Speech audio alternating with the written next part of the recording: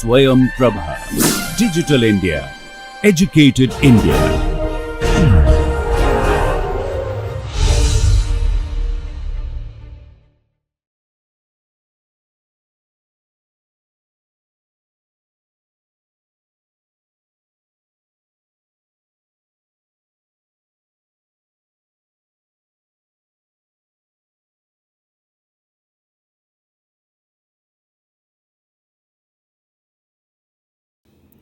All right. So, good morning, good afternoon, and welcome back to this series of lectures we've been going through on analysis and design of rigid pavements.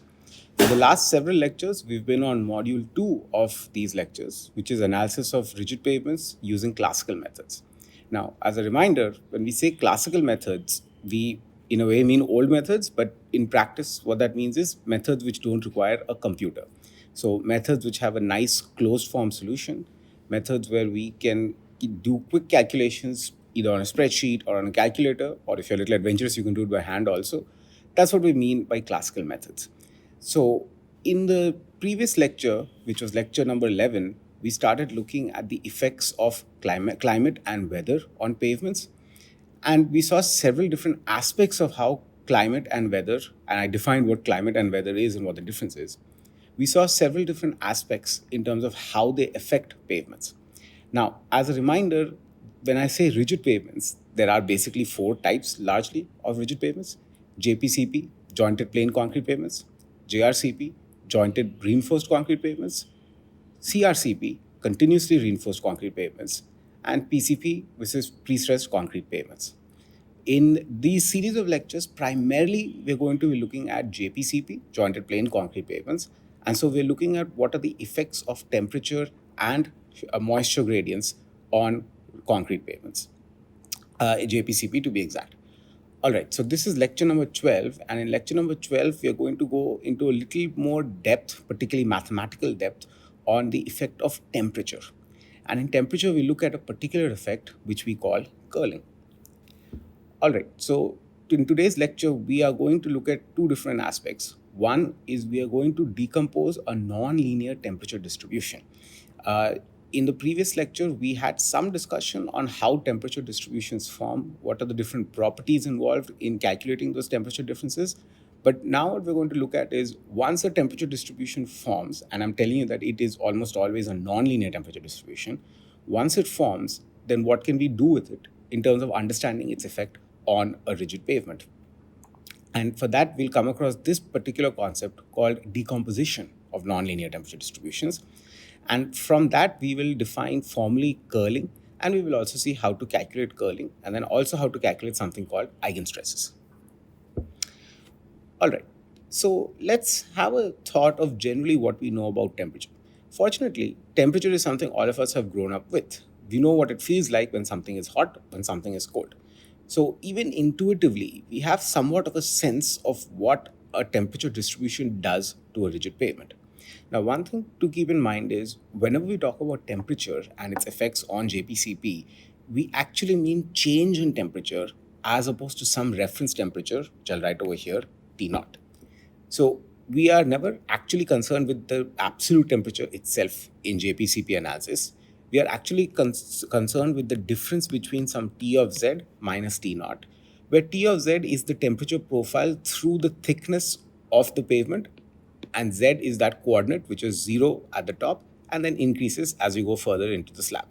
So T of Z minus T naught is basically what we're interested in, and we would like to know what type of stresses or what type of behavior is generated in the JPCP pavement as a result of this temperature difference. So let's start with the easiest possible case. Let's assume that T of Z is equal to some constant. I'm going to call it T sub C. C stands for constant. And you'll see here I'm not writing this as a function of Z. So T of Z is just a constant Tc. So let's think what that means. Suppose we start off with a pavement. It has a temperature, constant temperature of T naught, which is the reference temperature. And then the temperature changes. Now I said changes, not increase or decrease. We'll look at both of them separately. But suppose the temperature changes from T naught to Tc. Therefore, we have a uniform temperature difference of delta T is equal to Tz minus is equal to Tc minus T naught. Now, think back from your basic physics classes. What happens when the temperature of a body uniformly increases or uniformly decreases? Take a moment to take a guess, look around you, try to think what would happen if you, let's say, if you're sitting on a table and the table just underwent uniform increase in temperature or uniform decrease in temperature. Maybe some of you rightly guessed that essentially this would cause a change in the volume of this body. That is, if suppose Tc were greater than T naught, in other words, the temperature of the body increased, then the entire body would undergo some sort of volumetric change in temperature, and therefore a change in volume. So, in short, it would either expand or contract, to put it shortly, but it would expand or contract uniformly. So, if we look at the JPCB cross section, and if we consider it's made up of individual fibers, an infinite number of individual fibers, then what's basically happening is each fiber undergoes expansion and each fiber expands uniformly. That is, it has the same amount of strain. Of course, I say expand, but it could also mean contract if the temperature decreased. Both lead to basically the same concept. So, as I write in this slide here, if the temperature profile of the slab changes uniformly, that's the key word. If it changes uniformly from some reference temperature, the slab expands or contracts. Now, one thing to keep in mind when we talk about stresses created due to temperature is, on its own, if a body is freely allowed to expand or contract, then it does not undergo any stress. Stress is only developed if there's any resistance to that expansion or contraction. So now if you think about it, if we have a simple JPCP slab and it is either expanding or contracting, what could be the source of resistance? What would be preventing the slab from undergoing that expansion and contraction? There is largely only one, although there are two. There's one more which is a little bit advanced, where I'll talk about in the next slide. But there is basically one major source, and that is base friction. So if you consider this bottom fiber over here, as this fiber is trying to expand or contract, it might face some amount of friction from the base. And so base friction offers some amount of resistance, and so some amount of stress is developed.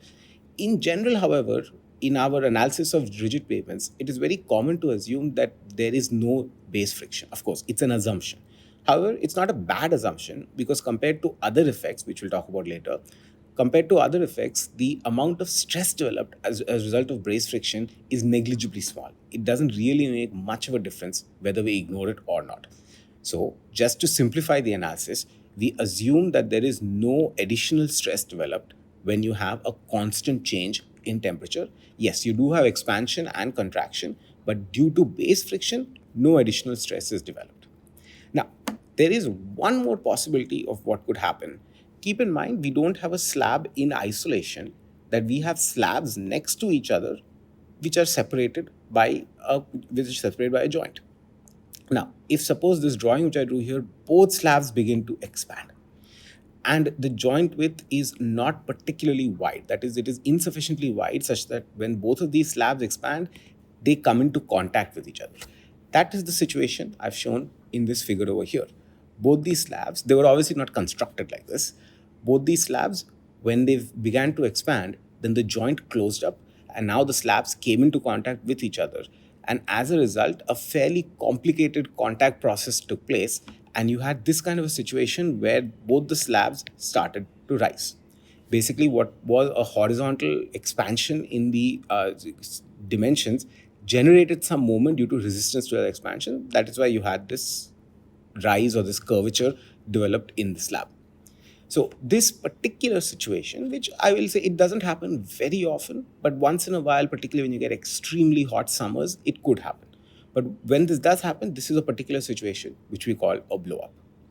So to summarize, when we have a rigid pavement and the rigid pavement undergoes a uniform change in temperature, the key word is uniform. When it undergoes a uniform change in temperature, then its natural behavior is to either expand or contract, depending on whether that change in temperature is a positive change or a negative change in temperature, respectively. So the pavement would want to undergo expansion or contraction. On its own, without facing any resistance, the stresses developed due to expansion or contraction is zero.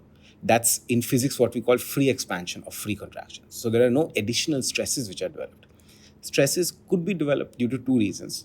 One, it's possible that the base layer offers some amount of friction, in which case a little bit of stress is going to be developed. In analysis of rigid pavements, generally we disregard that friction because compared to curling stresses, which we'll talk about next, it's a very small value. Additionally, once in a while, if their expansion is large enough, now that could happen when it's a very hot summer.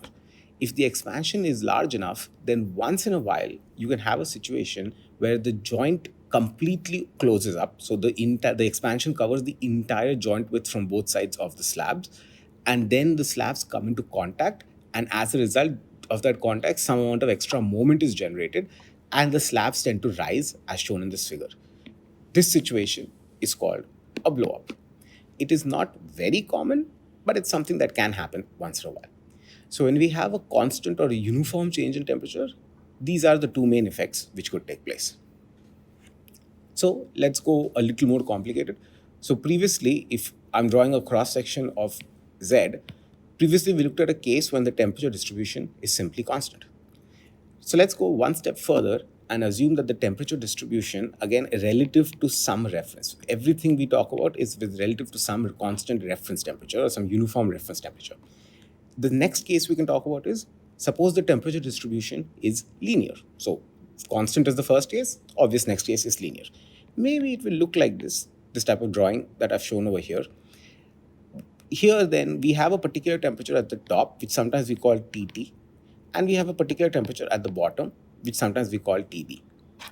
We define the linear temperature difference. Now this is a definition. We define the linear temperature difference delta TL as T top minus T bottom.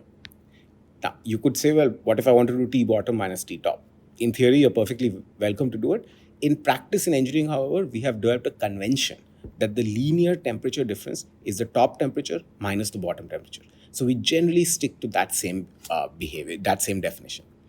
So under a linear temperature distribution, what's going to happen? Well, let's consider again the cross section of a slab. Now keep in mind, in the cross section of a slab, just think about it in terms of a collection of an infinite number of fibers. So if this is my temperature distribution over here, and let's say TT is greater than T naught and TB is less than T naught. So what's going to happen here is relative to T naught, the upper fiber is going to undergo expansion, and the lower fiber is, so I'll draw expansion like this, and the lower fiber is going to undergo contraction. So if I then try to plot what is the deformed shape of the body, if this is the original shape, then the deformed shape is simply going to be the top fiber is going to be longer than its original length, the bottom fiber is going to be shorter, and very important to keep in mind, the cross section is going to remain perpendicular to the neutral axis or the neutral plane. That's again an assumption of thin plate theory or medium thick plate theory, and generally flexible rigid pavements, which is JPCP, do follow medium thick plate theory. So we'll go with that assumption. So at the end, we get a shape which is as I've drawn over here. So this is the shape that the pavement tends to deform. What does that mean? What does it mean? It tends to deform. It means that is the shape it wants to take. If there was no source of resistance, again, when we talk about temperature stresses and stresses developed due to thermal effects, we always have to keep in mind that without any resistance to deformation, the stresses developed are zero. However, as you can imagine, that you do get some resistance to this type of deformation. What is that resistance? There are two sources of resistance to this type of deformation, which this type of deformation, by the way, we generally call curling. So there are two sources of resistance to curling.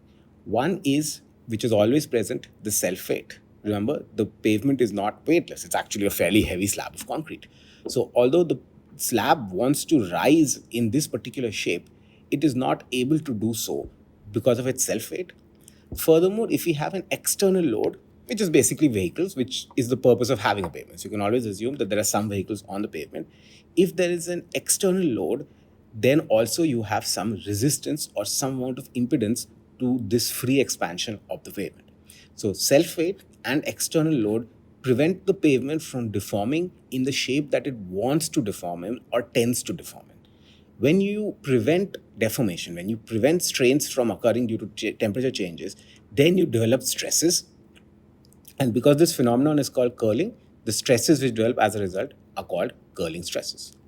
So in summary, and we'll look into a little more detail on curling stresses in the next few slides, but in summary, when we have a linear temperature difference delta TL, and what I want to point out is delta TL itself is a constant. So T of Z here is not a constant, but delta TL is a constant. So when you have a linear temperature difference delta TL, then the pavement tends to take this type of a shape. There is an alternative shape also, which is when you have contraction at the top and expansion at the bottom. We'll see that a little more detail in the next slide. But the pavement or the slab tends to take this type of a shape. However, due to self-weight as well as any external load, it is not able to actually take the shape. That is, its tendency to deform has been constrained. And because of that constraint, an additional stress is going to develop. And that stress is what we call curling stress. Okay, let's look at a little bit more detail. Now, these figures I've taken from IRC 58. This is the Indian Standard Code for design of rigid pavements. We will see much more of it in Module 4, but I just wanted to give you a preview right now in terms of how this curling has an effect. So we have one case over here where we write delta TL is greater than 0. Now again, keep in mind delta TL is defined as, by definition, TT minus TB. And if you say that is greater than 0, we're basically saying top temperature is greater than bottom temperature. In other words, relative to the bottom, the top surface is undergoing expansion, and relative to the top, the bottom surface is undergoing contraction. So it has a shorter length. And so net, we end up with this type of a deformed shape, which is the same as I showed last time. Now, there are two sources again of resistance to this deformation. One is the self-weight. So the self-weight is uniformly going to try to pull the slab downwards. Furthermore, if a load happens to be applied at the center of the slab like this, and keep in mind, when we have JPCP sections, we have moving loads. So at some point of time or the other, you're definitely going to have a load at this position. When you have a load at this position, as well as the self-weight, the slab is going to be pulled downwards, is going to be prevented from undergoing this type of deformation. What will happen in this case is that you're going to have tension developing at this bottom fiber over here. That is, this bottom fiber is going to be pulled apart. If you look at the figure carefully, you can also imagine that that is the case. If you imagine yourself actually standing at this point, which I've highlighted over here, then the point is being pulled apart as the pavement is being restrained from undergoing deformation. So what happens here is then at the bottom of the slab, a tensile stress, sigma T, is developed. Wherever we get tensile stresses, I had pointed this out in an earlier lecture, wherever we get tensile stresses, we have to be cognizant of whether those tensile stresses are greater than or less than the tensile strength. Generally, with the exception of dowels, which we looked at in earlier lectures, generally we are not concerned with compressive stresses because the compressive strength of concrete is very high. Concrete is very good in bearing compression. Concrete is very weak in tension. So we are mainly concerned about tensile stresses. So in this case, where you have a situation where delta T is greater than 0, then what you have is you have tension at the bottom surface. And so cracking, if any cracking develops, we haven't talked about mechanism of crack development and how do we analyze it, but if a crack develops, it's going to develop wherever we have tension because the concrete is weaker in tension than it is in compression. So in this case, what we see is the crack is going to develop at the bottom and eventually the crack will propagate upwards to the top. And this is why we call this particular phenomenon as bottom-up cracking, which I've highlighted over here. So when we have a situation when delta TL is greater than 0, we have bottom-up cracking. We can have the opposite situation also. So if we say that delta TL is less than 0, which means that the top temperature is less than the bottom temperature, then we get a shape of the kind which I've shown over here. So in this case, top is less than bottom. So relative to each other, the bottom fiber is going to undergo expansion and the top fiber is going to undergo compression, again relative to each other, contraction relative to each other. So this is the shape that the pavement wants to take or tends to take. Now, when you have self-weight applied on it, that's one thing that's going to constrain the slab from taking the shape. In addition, if you have a situation where the load is going to be applied as shown over here, that is, you have one load on one end and one load on the other end. Now, this seems like a not very probabilistic situation until you realize that the vehicles which we have on the road generally have at least 2 tires. Otherwise, well, I guess you could have a unicycle, but in general, all the vehicles have at least 2 tires. So you will many times actually have such a situation when you have some. So if these two are actually part of the same vehicle, for example, you can have this type of loading situation. It's not uncommon. What would happen in this case is, due to the self weight, as well as due to the presence of these two loads on either side, you're going to have the pavement constrained from assuming this type of shape. So it's basically going to be pushed downward, so to say. It's not exactly the case because it never actually rose, but you could think of it simplistically as the pavement is being pushed downwards from this shape. When that is happening, as you can imagine, the top fiber in this case is going to undergo tension. Again, you imagine it. If you're sitting on this particular fiber, which I've highlighted in red over here, if you're sitting on this particular fiber, then the fiber is being pulled apart due to the fact that the pavement is not able to undergo this sort of deformation. And so what's going to happen is the top fiber in this case is going to have a tensile stress. And because the concrete is much weaker in tension than it is in compression, this tensile stress could, assuming that you have enough of a stress, it could undergo some amount of cracking. And so in this case, the cracking is actually going to start at the top of the fiber and then propagate downwards as vehicles continue to move. That's why this particular situation is what we call top-down cracking. So again, when delta TL is greater than 0, we call that situation bottom-up cracking. That's when you have tension at the bottom. And when delta TL is less than 0, that situation is called top-down cracking. That's the situation when you have tension at the top, and so the crack starts to propagate at the top. So how do we calculate these stresses? We already established that if T is equal to Tc, that is, if the pavement has a uniform change in temperature, then for analysis purposes, we assume that there's no stress. So we can assume that sigma C is equal to 0 in that case. So that's straightforward. But as we saw, if T is equal to some TL of Z, that it is some linear temperature distribution, then we just saw that some amount of stress is going to be developed. That stress could be at the top fiber or at the bottom fiber, but there is a stress. Now, how do we calculate that stress? Classically just means without a computer. Classically, if you look at old literature, you will find these particular definition called Bradbury's formulas. Now, this Bradbury, again, I believe is a professor at the University of Illinois as well. He actually came up with these. It's very simple. It's actually based on very simple considerations of temperature stresses temperature stress developed when you have a linear temperature difference. So Bradbury defined some delta T. This is delta T L, but in his original definitions, he didn't use the subscript L, so he just called it delta T. Delta T, he defined as T top and T bottom, and he gave us two formulas for sigma X and sigma Y. Let's look at these two formulas in two parts. So first of all, we have this term over here.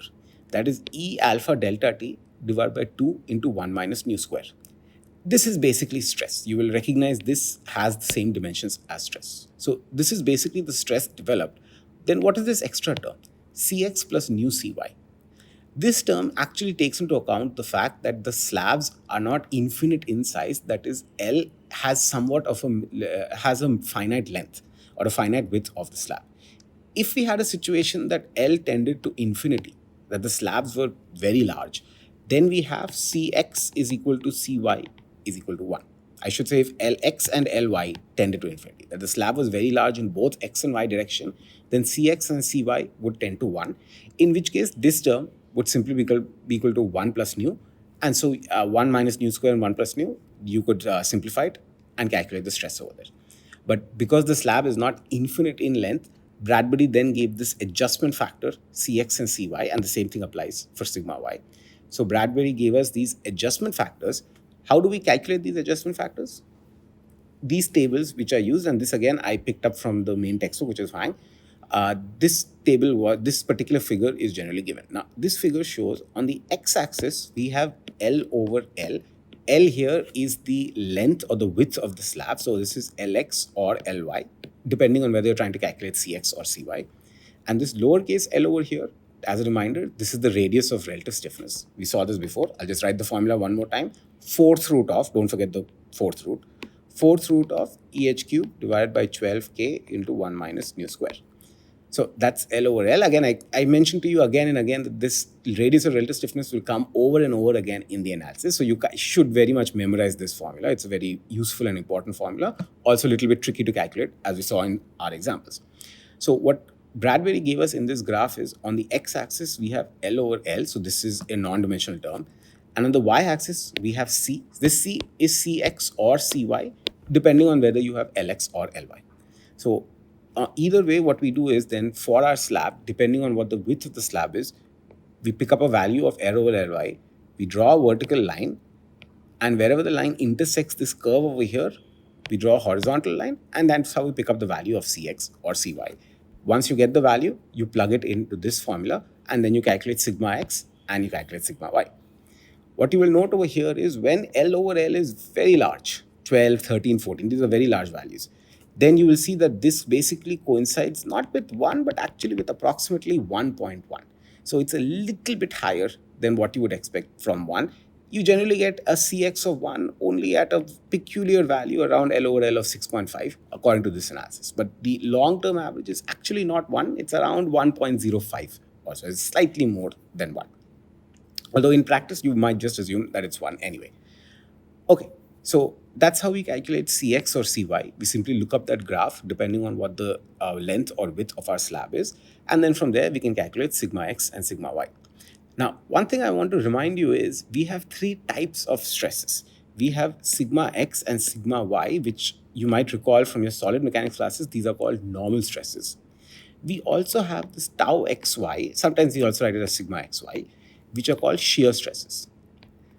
One very important thing to keep in mind is when you have a temperature difference of any sort, when you have a temperature difference, you are going to develop normal stresses. And that's why you see these Bradbury's formulas, they give you the additional stress caused due to normal stresses. No shear stresses will develop. So that's an important thing to keep in mind, that temperature differences do not lead to development of shear stresses, they only lead to development of normal stresses.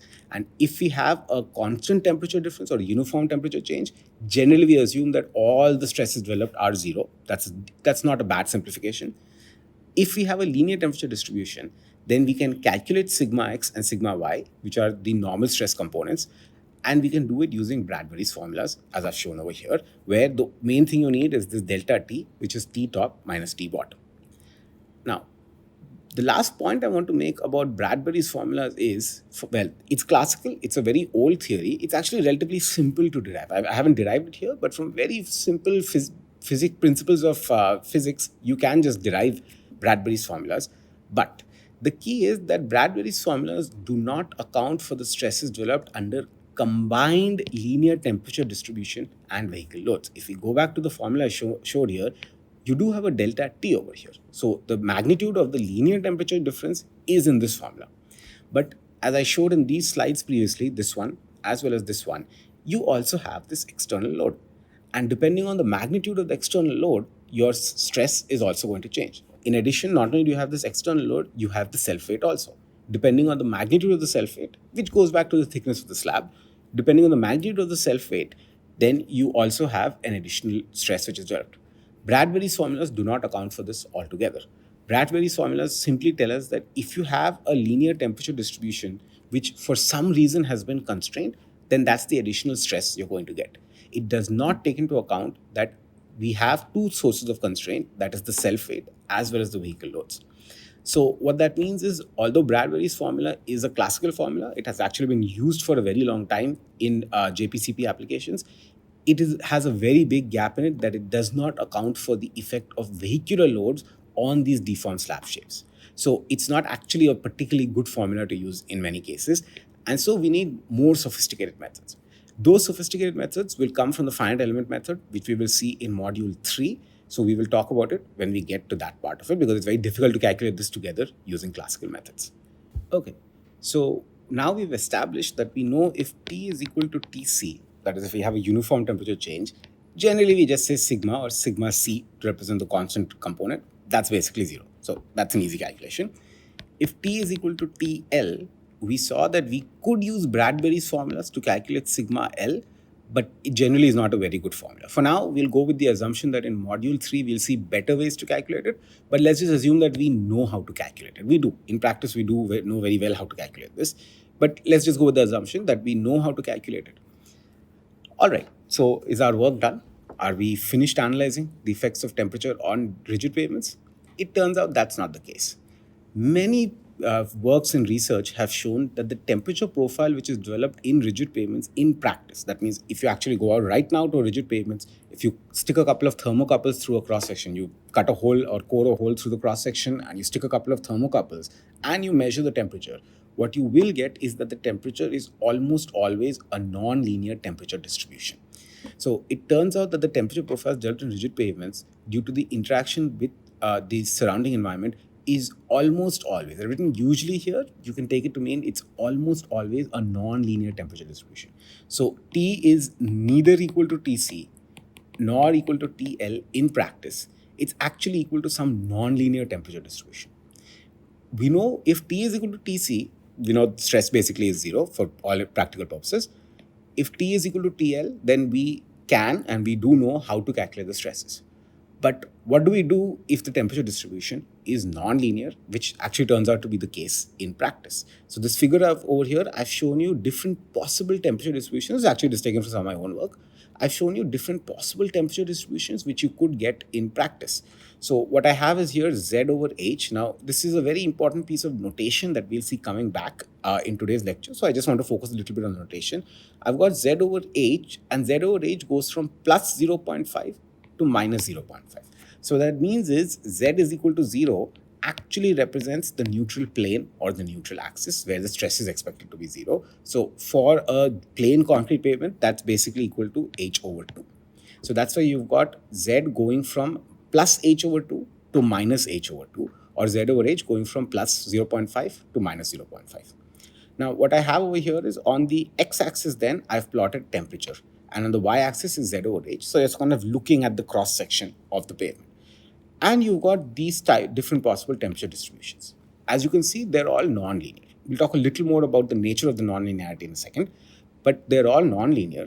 If I ask you then, these temperature distributions, which of them would occur during the day, which of them would occur during the night?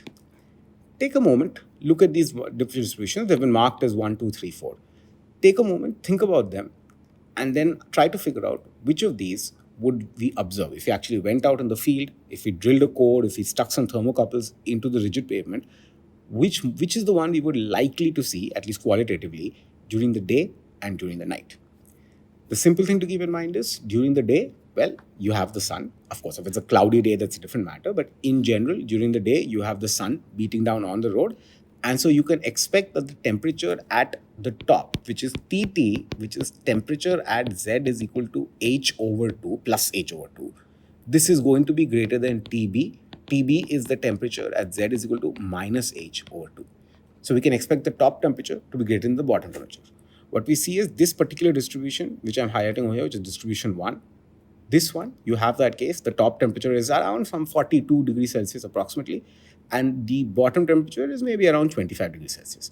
So this one, we can definitely say this most likely is happening during the night, but during the day. If you see this one, which I've highlighted over here, here at the top, we've got a temperature of maybe 21 degrees Celsius, and at the bottom, we have a temperature of maybe 25 degrees Celsius. So you have a case where the bottom is actually warmer than the top, and that's what will happen when you don't have the sun, in other words, when it's the night. The other two temperature distributions are a little more complicated to analyze. In this case, for example, the one which I've highlighted over here, you've actually got an almost equal temperature during the at the top and at the bottom. And in this one also, you've got a nearly equal temperature at the top and at the bottom. These will generally be seen when there is a rapid transition between day and night, or in other words, when you're basically at dawn or dusk. So around these times, you will get these fairly complicated non-linear distributions. During the middle of the day or during the middle of the night, the non-linear distributions are fairly straightforward. But during the transition time, you can have fairly complicated non-linear distributions. As it turns out, that's actually quite important when we think about stresses developing inside the pavements. We'll see more about that later. All right, so let's talk a little more about this non-linear temperature distribution.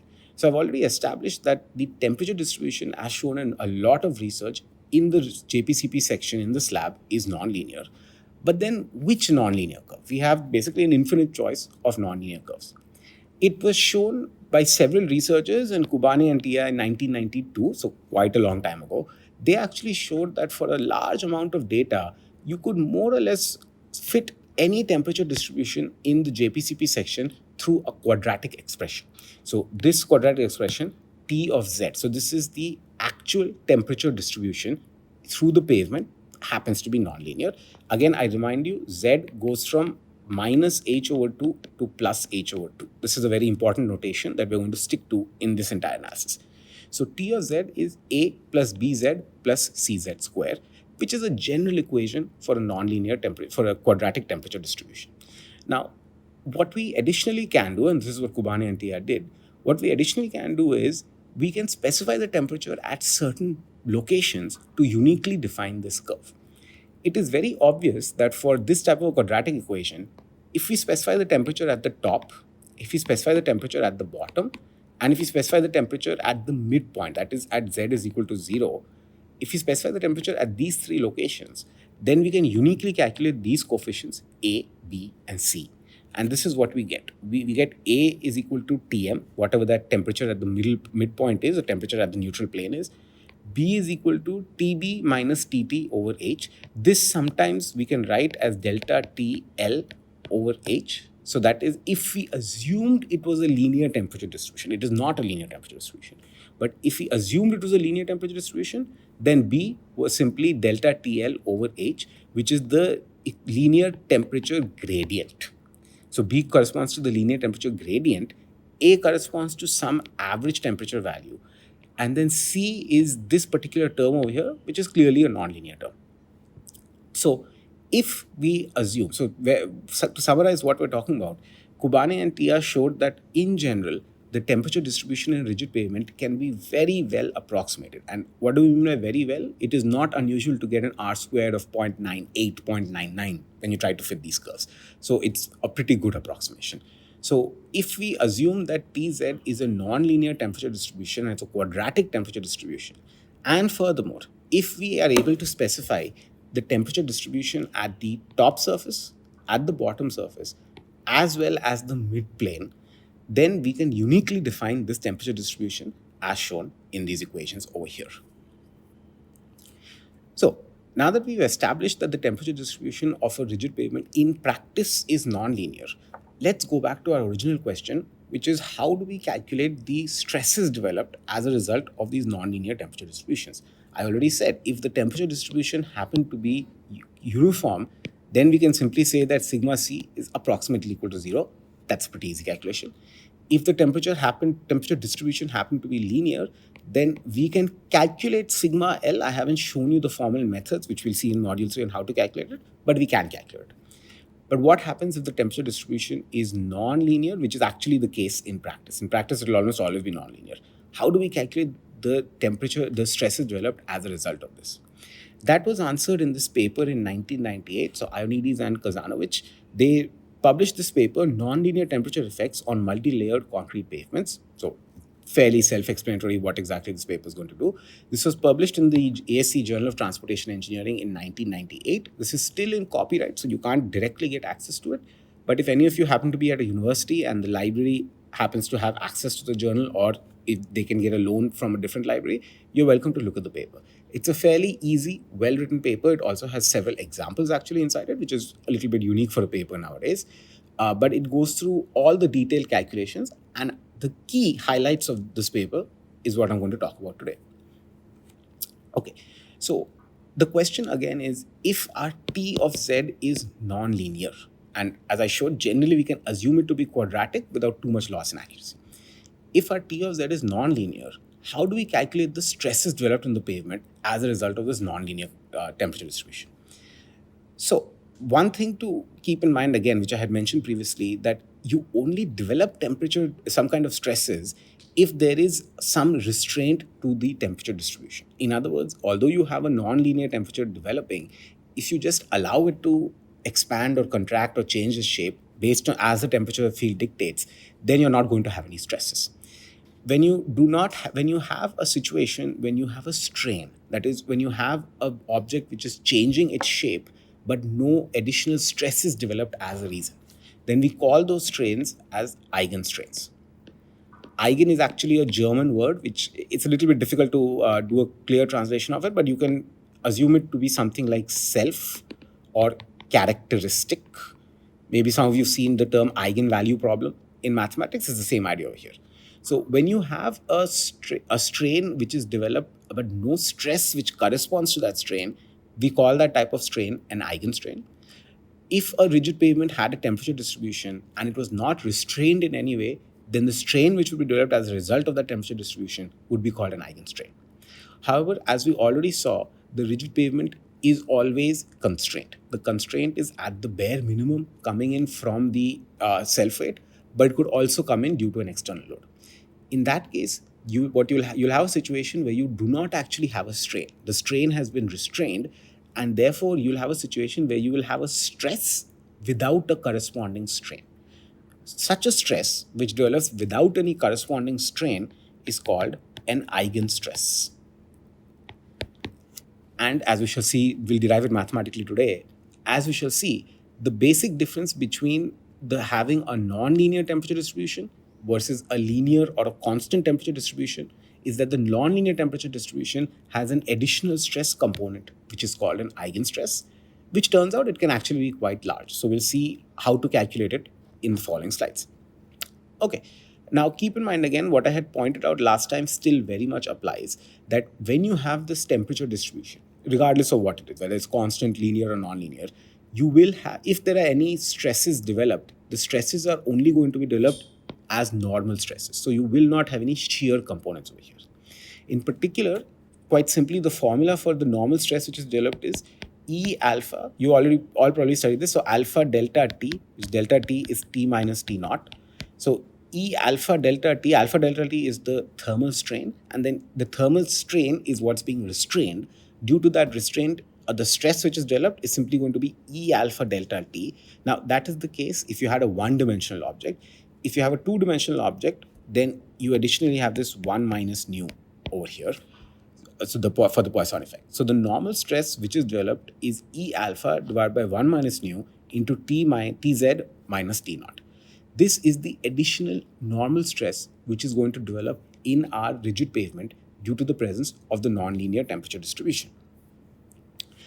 Now, when we talked at the beginning of this module, we looked at plate theory and we saw the relationship between the stress as well as the deformation in the plate. So recall, we have a plate, and the most important assumption of this medium thick plate theory is that we do not have any shear deformations, A, and that any cross section which was perpendicular to the neutral plane before deformation remains perpendicular after deformation. These are the two important assumptions. Based on these assumptions, we had derived the formulas which I showed in this slide over here. We had this relationship for sigma x, sigma y, and sigma xy, which relates the stresses to the second derivative of W, of course, which with E and nu added in there. As I just mentioned, that when you have a temperature distribution, you will additionally have two additional normal stresses which are going to develop. That is, along sigma x and sigma y, you will have two additional normal stresses which are going to develop, one each in sigma x and sigma y. And so all we have to do is we simply add it to these terms. So this is the normal stress, this part in black, this is the normal stress, and in this case shear stress also, which is developed due to deformation, due to actual bending strains. And this part in red are the eigenstresses which do not have a corresponding strain. That's why we don't add them directly to the deformation. We actually take into account for the fact that you add them to the strain field. So this is where we begin our analysis of nonlinear temperature distribution. We start with these equations which come from medium thick plate theory. In medium thick plate theory, then the only change we make, it's really a very simple change. The only change we make is we add these two terms over here, one each to sigma x and sigma y, which are going to be putting in the additional stress developed due to a restraint in the expansion or contraction of the slab. So we have this. Now, we saw in the previous set of slides, what do we do with this? What we generally do is we then want to calculate the moment. So and what I have here is I'm writing moment. You'll see in all these cases, I'm writing the subscript of this dot. This dot is meant to be x, y, or xy. So I don't want to write three equations as I did previously. So I'm just writing it in the shorthand notation. We had seen this before, and I hope you saw this in your solid mechanics class also, that m, which could be mx, my, or mxy, is the minus integral of z, the corresponding sigma, into dz. If I take any one of these then, and I basically multiply it by z and I perform the integration, then I will get two moment components in this case. Previously, when we looked at this, we were getting only one moment out of this, but we'll actually get two components of the moment, which is mw and mt. So mw is the usual moment which we saw previously. That is the moment which is developed due to the bending strains. We will additionally get this term mt. mt, which is mtx or mty. There is no mtxy. So mtxy is equal to 0 because there is, as I showed over here, there is no shear component due to the temperature. So whether it's mtx or mty, these are called the fictitious bending moments which are generated by the nonlinear temperature distribution. So the temperature distribution is not actually generating any bending moments. Only the actual strains are going to generate a bending moment, but as the presence of these additional stresses, which are eigenstresses, the presence of these eigenstresses are going to develop these additional fictitious bending moments, which are shown by mt. Okay, what we will show in the next couple of slides is that this mt can actually be broken down into three components for the purpose of calculating stresses. Those components are shown in this figure over here. We can take this nonlinear temperature distribution and we can break it down into a constant temperature component, and we know that generally for this we just take sigma is equal to 0. We can break it down into a equivalent linear temperature component for which we can then calculate the curling stresses using a variety of techniques. As we shall see, there is an additional component which will be left, which is going to be called Tn of z. That is the non-linear temperature component, and that is going to generate some additional stress. So we have here sigma is equal to 0 from the constant component. From the linear component, we're going to get our curling stresses. I'll write it down over here. From here, we're going to get our curling stresses. We are going to get some additional leftover stresses, which are eigenstresses. We are going to get eigenstresses developed, which is additional stress due to this nonlinear temperature distribution.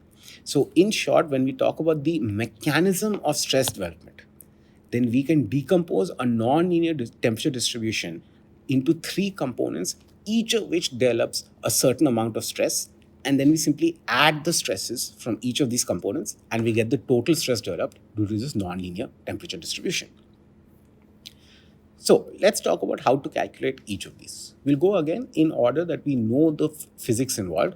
So let's assume that instead of having a temperature distribution, we have a constant temperature distribution. Okay, before that, let me talk about this case. So if our nonlinear temperature distribution happened to be a constant temperature distribution, again, nonlinear, it can be anything. If it happened to be constant, then we know what to do with it. If it happened to be linear, then also we know what to do with it.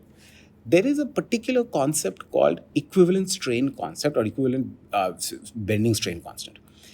Two temperature distributions are said to be equivalent if they generate the same bending moment and deflection under any arbitrary load applied. Arbitrary load is the key. That is, this equation which I have over here, this integral of E alpha Ta minus Tz minus T naught Z dz, that's basically this mt over here. This was the fictitious moment. If I have two temperature distributions that generate the same amount of fictitious moment, then I say that those two are equivalent in nature. So that's just one concept to keep in mind. So in this case, if I had a temperature distribution Ta and I had another one Tb, and they were such that these two integrals ended up giving the same value, then we say that Ta is equivalent to Tb. They don't have to be equal to each other. They are equivalent to each other. They have the same effect on the pavement as each other under any arbitrarily applied load. So based on this same idea, let's take the assumption that suppose Tb is our T of Z, that is our nonlinear temperature distribution.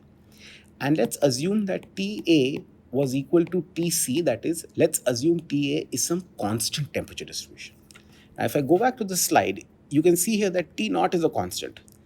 If Ta were equal to Tc, that is, if it were constant, then this entire term, E alpha into Tc minus T naught in this case, this entire term is going to be a constant.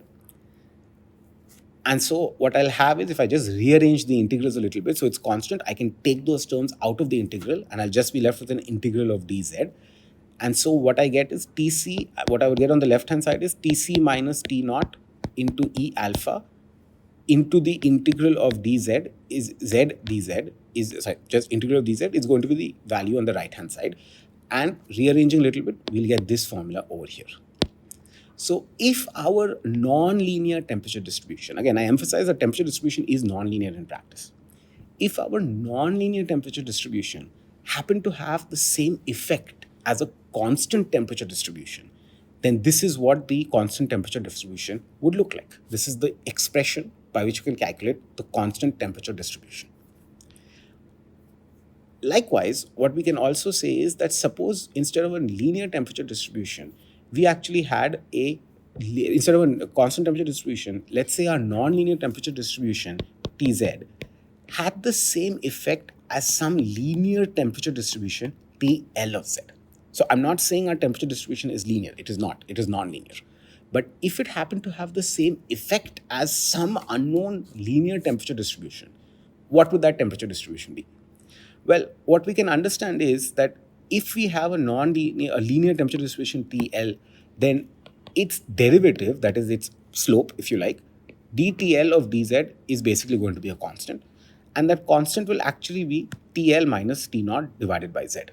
So TL minus T naught divided by Z is going to be a constant. And so when we take our original equation, which we have over here, if we take our original equation, and what I did here is on the, I had T minus T naught, and on the left hand side, I had TL minus T naught. I just divided this by Z, and then because I also multiplied by Z, I get a Z square over here. What I then get then is that this term, TL minus T naught divided by Z, is a constant. And so I can pull it out of the integral. Similarly, this E alpha term also I can pull out of the integral. When I pull all of them out of the integral and I rearrange the equation a little bit, I end up getting this expression which I have over here. TL is equal to T naught plus Z over E alpha. Note that there's a Z over here. So this TL of Z is a linear distribution. T naught is a constant. This integral will also work out to be a constant, but you still have a Z over here. So you still have a linear temperature distribution.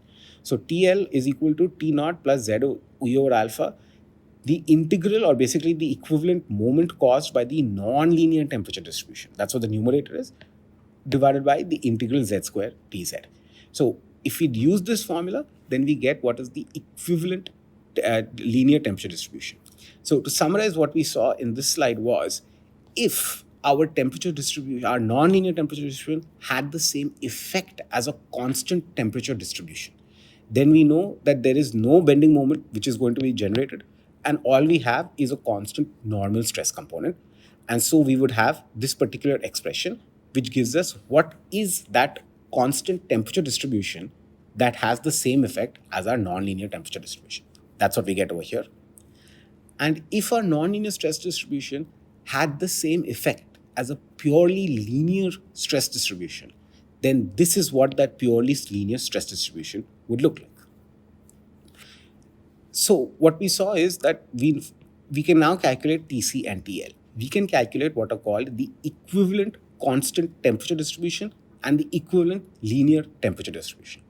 For each of them, we know how to calculate stresses. For this, we know that sigma is, we basically take it as 0 in most cases. And for this one, whether using Bradbury's formula or a variety of other techniques, we can calculate the linear stresses, or what are called curling stresses, from here. What we see is, however, that if we take T and if we subtract Tc and TL, we also have to take into account that we're also subtracting a T naught. But if we take our original temperature distribution and we subtract the constant component and we subtract the equivalent linear component, we are not left with a 0. That is, we are left with some amount of residual temperature distribution. That particular residual temperature distribution leads to the generation of a stress, which we can calculate using this formula over here. This stress, which is the additional stress which is caused due to the presence of these non-linear temperature distributions, are called, sometimes we call them non-linear stresses because they have a non-linear shape. Sometimes we call them self-equilibrating stresses. I'll explain in the next slide why we call them this. It's a fairly intuitive reason. But more generally, you'll see them called eigenstresses. So what we have is that this Tc is going to create basically no stress. TL is going to create a curling stress. And this Tn, which is the leftover component, whatever is left of our temperature distribution, after removing this Tc and TL, whatever is left, that is going to create an eigenstress. And we can then calculate the eigenstress distribution using the formula which is shown over here. So let me answer this question which I pointed out. I said that sometimes besides eigenstress, this is called a self-equilibrating stress. Mathematically, we see how we can derive this Tn. So basically we have, as in the formula over here, Tn is, if you have the original T and you subtract out the Tc and the TL, taking care to also subtract out the reference temperature, if you subtract out whatever you know, the constant and linear temperature, we know what to do with these terms. If you subtract them out, you're left with this leftover strain, leftover temperature, which gives you an additional eigenstress. That's all fine mathematically. What does it mean in practice? Why are these additional stresses developing? They're developing because as follows. Let's consider this cross section. I had already pointed out that if we had a constant linear distribution, that's basically saying that every fiber of the slab is basically expanding or contracting. That's fine. If we had a linear temperature distribution, it means the top fiber is expanding, the bottom fiber is contracting, and so we know what to do with this. However, if we had a non-linear temperature distribution thus, what that actually means is as follows. The top fiber is expanding. The fiber just below it is expanding a little bit less. The one below that is also expanding a little bit less. So on, the bottom fiber might be contracting. The fiber just above the bottom fiber is contracting a little bit less. What that means is if I actually join these points, if I join the expanded position of these fibers, I would actually get a non-linear shape. That is, my cross-section would no longer be plane due to this non-linear stress distribution, non-linear temperature distribution. My cross-section would have a curvature. But recall, for medium thick plates, we do not allow the cross-sections to have a curvature. In other words, the cross-section which is perpendicular before bending remains perpendicular after bending to the neutral plane, or all cross-sections remain planar. So what we have is we have a cross-section due to this non-linear temperature distribution. Our cross-section wants to assume a non-linear shape, but it cannot because of this kinematic constraint that the plane section must remain plane.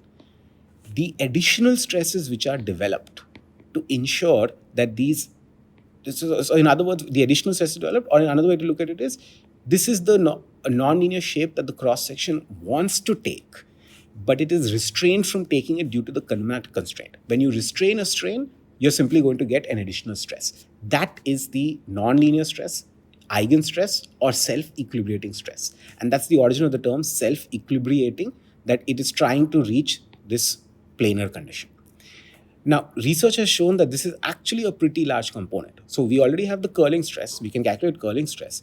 It has been shown that this eigenstress or the self-equilibrating stress can be about 50% of the curling stress. So if you do not account for curling stresses in the calculation, your stresses can actually be off by quite a large value, and that can be quite a problem. Now, one thing finally to note is eigenstresses do not develop on external loads or vehicles. That's why they're actually called eigenstresses. So in the previous case, sigma C, the sigma corresponding to Tc, that's 0. The sigma corresponding to TL, we have to take into account the external load as well, which is what I talked about in the beginning of the lecture. But then whatever is left over here, this sigma n, that does not depend on any external load. We can just calculate it without taking into account any external load.